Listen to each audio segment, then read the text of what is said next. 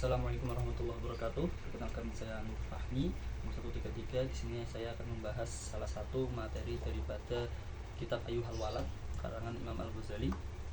Baik, langsung saja.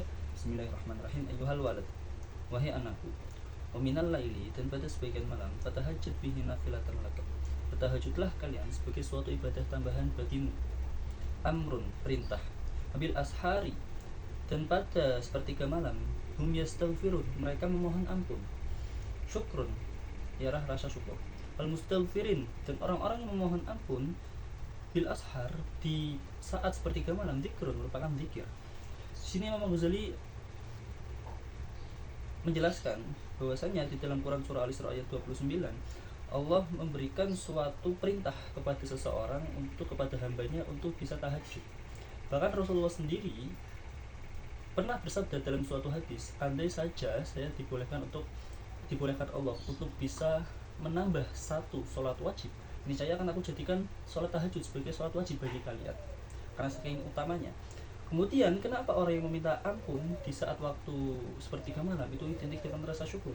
Karena jika kita melihat pola daripada syukur, itu ialah lahir daripada melihat nikmat Allah, kemudian ia sandingkan dengan ibadahnya, dan ia akan melihat bahwasanya ibadahnya tidak akan sanggup untuk membalas segala nikmat Allah. Sehingga salah satu upayanya untuk berterima kasih terhadap nikmat-nikmat Allah ialah dengan meminta ampun di saat waktu fajar, karena ia melihat bahwasanya semua ibadahnya itu tidak bisa, dan ia menjadikan istighfar dan juga tahajud ini sebagai suatu ibadah untuk mengungkapkan rasa syukur kepada Allah Ta'ala.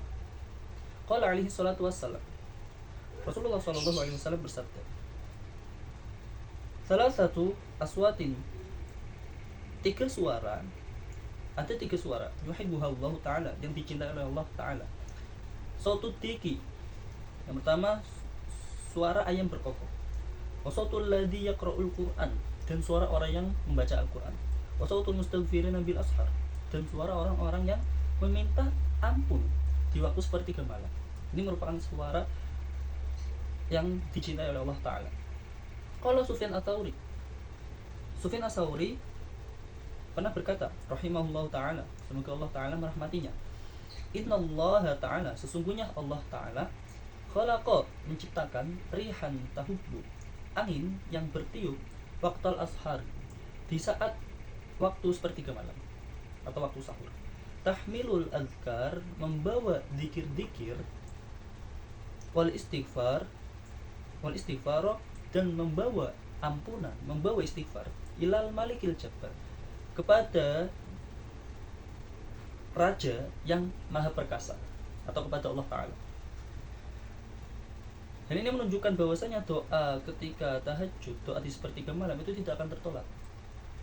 Zikir yang kita panjatkan dan juga doa itu tidak akan tertolak. Hal ini juga selaras dengan perkataan Imam Syafi'i. Imam Syafi'i pernah berkata, doa yang dipanjatkan di sepertiga malam ataupun zikir-zikir itu niscaya seperti anak panah yang tidak akan pernah meleset atau tepat sasaran.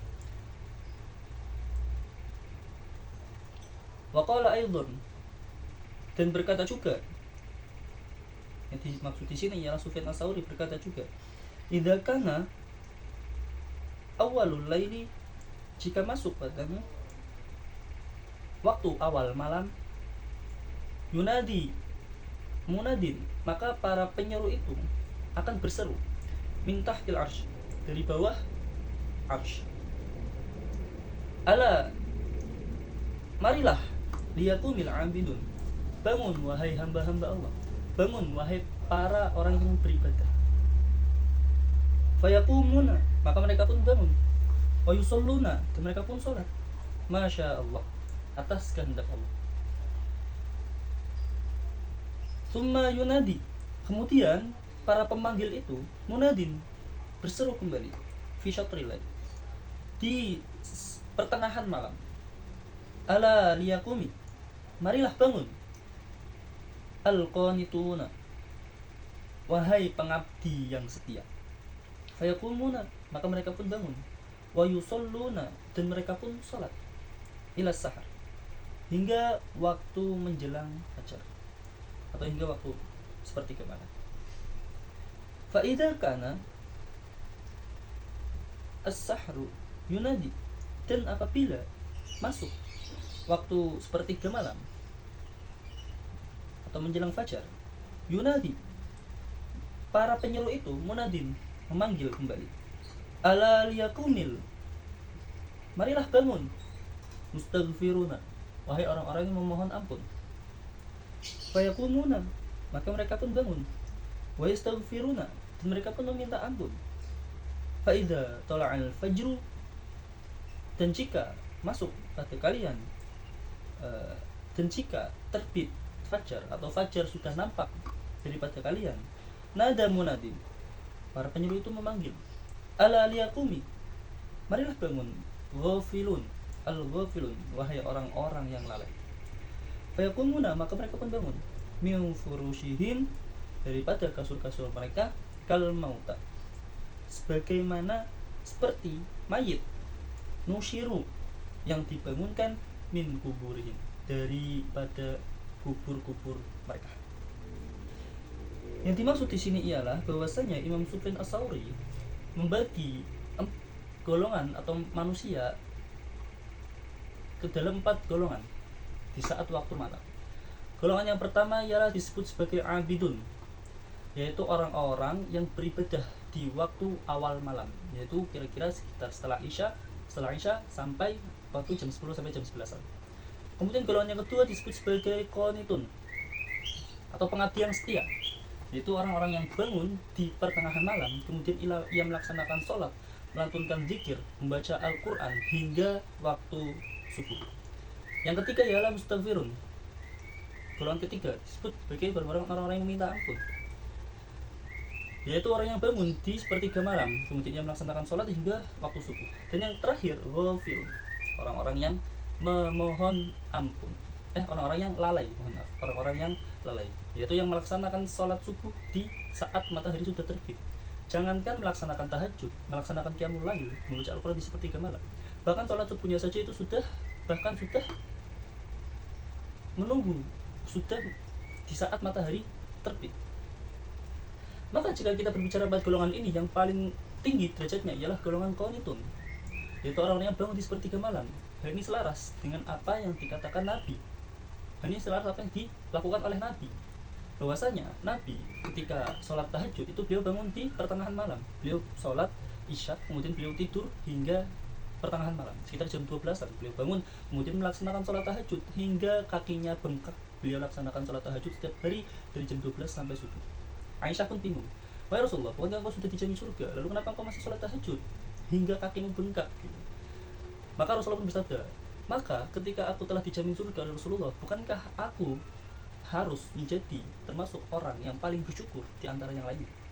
Hal ini selaras dengan yang dikatakan tadi oleh Imam Al-Ghazali, bahwasanya melaksanakan suatu ibadah di waktu sahur itu merupakan suatu bentuk rasa syukur, karena ini juga merupakan diajari oleh Rasulullah. Dan orang-orang yang rela bangun di waktu pertengahan malam, dia telah selesai dengan dunianya sendiri, dia telah selesai dengan dirinya sendiri. Dia rela mengorbankan waktu tidurnya, dia rela melawan rasa kantuknya. Yang dia mau, yang dia tuju hanyalah ridho Allah Ta'ala, hanyalah cinta daripada Robnya, karena itu yang ia kejar, sehingga ia melupakan dirinya sendiri. Yang ia ingin hanya sekedar memenuhi kebutuhan ruhaninya untuk bertemu dengan Allah Ta'ala. Ini merupakan tingkatan yang paling tinggi.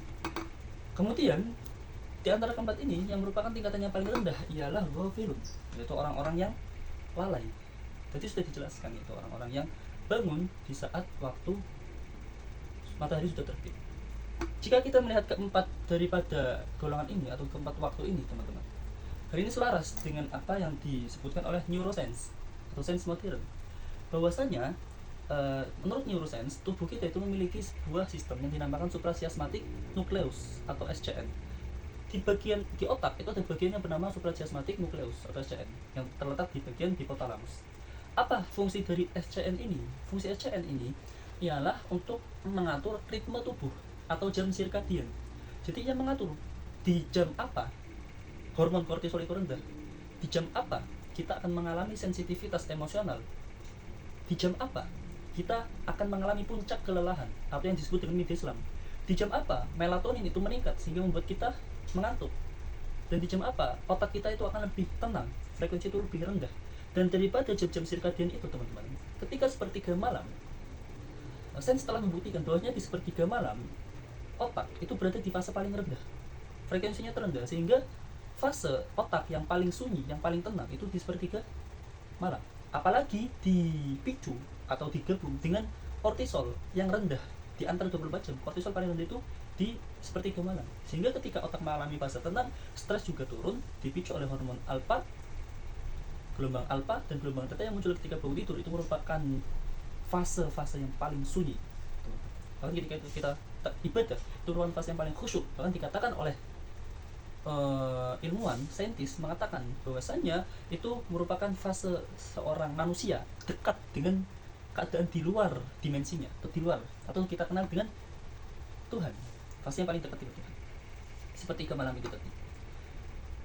Kemudian teman-teman, daripada itu selanjutnya, ayuhal walad, wahai anak-anak, ruya fi wasaya Luqman, diriwayatkan fi wasaya, di dalam wasiat Luqman al-Hakim, Luqman yang maha bijaksana, Luqman yang bijaksana, dibenihi kepada anaknya, annahu qala, bahwa sesungguhnya dia berkata, ya bunayya, wahai anakku, la yakunanna diku akyasa, jangan sampai engkau menjadikan ayam jantan itu lebih bijak darimu.